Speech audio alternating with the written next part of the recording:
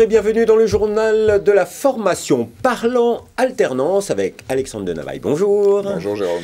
Vous êtes directeur général de Catch Business School, mais vous êtes là surtout parce que vous êtes responsable de la commission apprentissage à la CDEFM. Alors, la conférence des directeurs des écoles françaises de management. Exactement.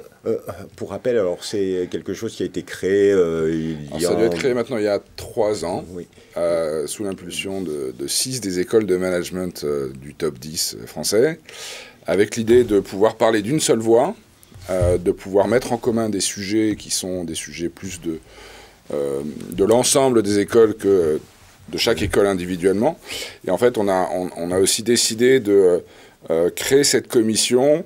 On fait partie aussi, toutes les écoles de management, de la CGE, la conférence des grandes écoles, au sein de laquelle il y avait un chapitre pour les écoles de management, mais la voix ne portait pas suffisamment. Donc c'était un peu l'idée de la création de la CDEFM il y a maintenant quelques années. Les écoles de management. 36 ou 37 écoles. Oui, 37 écoles aujourd'hui. Et avec une commission apprentissage. En particulier, parmi d'autres. Dont vous êtes le responsable, parce qu'il y a une importance forte sur ce sujet. C'est quelque chose qui vous tient à cœur. Il y a beaucoup d'actualités aujourd'hui, évidemment, mais au-delà de l'actualité, c'est évidemment un sujet qui tient à cœur aux écoles, parce qu'il y a deux principales priorités, j'ai envie de dire, derrière l'apprentissage. Il y a un sujet de pédagogie, c'est l'immersion de l'étudiant dans l'entreprise, généralement dans les dernières années de cycle, et qui lui permet d'ailleurs de mettre un pied dans l'entreprise, peut-être qui l'embauchera après. Et de faire du réseau. Et de faire du réseau, évidemment. Et puis le deuxième levier, ou la deuxième priorité pour nous, c'est qu'il y a un vrai sujet d'égalité des chances.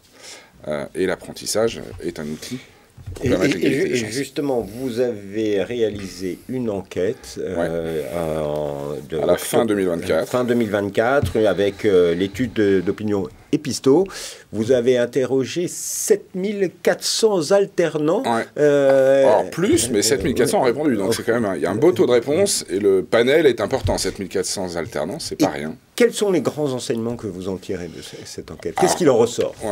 Il y en a plusieurs, évidemment. Je dirais qu'il y a un vrai attrait pour l'alternance, justement pour cette immersion et cette alternance entre la vie dans l'entreprise et la vie sur les bancs de l'école. Ça, c'est un premier sujet. Mais les éléments forts qui ressortent sont avant tout ceux qui concernent l'égalité des chances.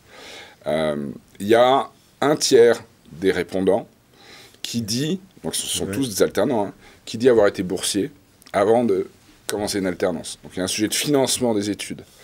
Il y a 65% des répondants qui nous disent avoir décidé de faire des études dans une école de management en cycle de master ou en cycle de bachelor parce que l'alternance leur permettait de le faire financièrement. En fait, parmi ces 65, les 3/4 disent la principale raison, c'est de pouvoir financer mes études.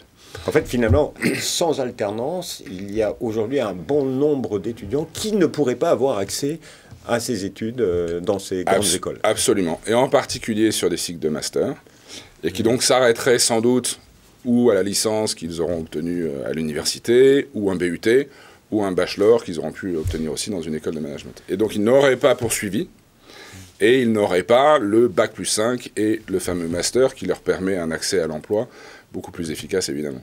Mais alors, ça confirme quand même une chose, c'est qu'il y a une espèce de paupérisation des étudiants, peut-être. Il y a un vrai travail à faire. Alors, je n'irai pas jusqu'à l'idée de paupérisation des étudiants, je dirais plutôt l'inverse. C'est un accès aux études supérieures des écoles de management françaises à des étudiants qui n'y auraient pas eu accès sans alternance. Donc, c'est pas tant que les étudiants ont moins de moyens qu'ils n'en avaient avant, c'est qu'on permet à ceux qui en avaient moins avant d'accéder à des études qu'ils ne faisaient pas avant. Voilà. Et l'autre grand résultat de l'enquête, c'est que, cela confirme, j'imagine que l'alternance, c'est vraiment la voie royale vers l'emploi. Il y a une certitude, c'est que si vous faites une alternance, d'abord, vous acquérez des compétences que vous n'acquérez pas si vous êtes simplement dans une salle de cours. Vous êtes confronté à la culture de l'entreprise, vous êtes confronté à du management, vous avez des patrons, vous voyez comment réagir. Donc il y a un vrai sujet de formation. Il y a pas loin de 35% des jeunes alternants à qui on fait une offre pendant leur alternance de pouvoir poursuivre et en fait intégrer l'entreprise de façon définitive avec un CDI. Donc ça, c'est pendant l'alternance. Alors, j'ai pas le chiffre définitif. Plus d'un étudiant sur 3, en milieu ou fin de parcours d'alternance, a déjà reçu une proposition d'embauche. Son offre. Donc après, on imagine qu'on monte au-dessus de 50% en réalité qui poursuivent. Et puis oui, on est sur des taux d'emploi pour les alternants à plus de 92-13%. Donc il y a une garantie de l'emploi qui est renforcée effectivement pour celui qui aura fait ces dernières années de cycle en alternance. Mais aujourd'hui, l'alternance, le financement de l'alternance a été un petit peu remis en cause. Restrictions budgétaires et il faut faire des économies, certes, mais là, alors qu'on parle de formation, de la priorité à la formation, il y a un enjeu, il va y avoir des difficultés, vous pensez, dans les années à venir? Oui, l'alternance, aujourd'hui, coûte de l'argent. Il y a un impact important sur le budget de l'État, c'est plus de 14 milliards qui sont mis sur la table. Donc il y a deux sujets. Il y a un sujet qui concerne les entreprises elles-mêmes. Donc jusqu'aujourd'hui, depuis la crise Covid, les entreprises sont très aidées pour pouvoir accueillir des alternants. Les entreprises plus de 250 salariés doivent avoir 5% d'alternants dans leurs effectifs, par exemple. Donc l'État les y incite et les aide. Donc il y a un premier coup de rabot sur ces aides. Et puis depuis 2 ans, 3 ans maintenant, ce qui est pris en charge par l'État, ce qu'on appelle le net pris en charge, a été réduit en différentes phases, de sorte que finalement c'est l'entreprise et ou l'école ou l'établissement d'enseignement qui prennent en charge le reste qui permet de financer l'alternance. Il y a ce sujet du financement qui est important, donc le gouvernement cherche des solutions en réduisant les aides aux entreprises, peut-être en travaillant sur ces fameux nets pris en charge.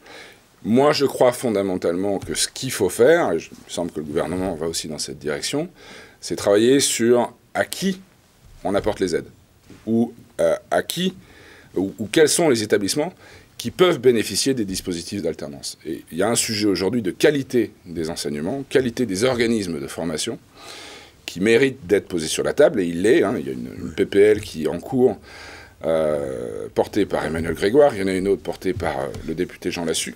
Et le sujet, c'est quels organismes peuvent mettre en place des dispositifs d'alternance, quels organismes ne devraient pas pouvoir le faire.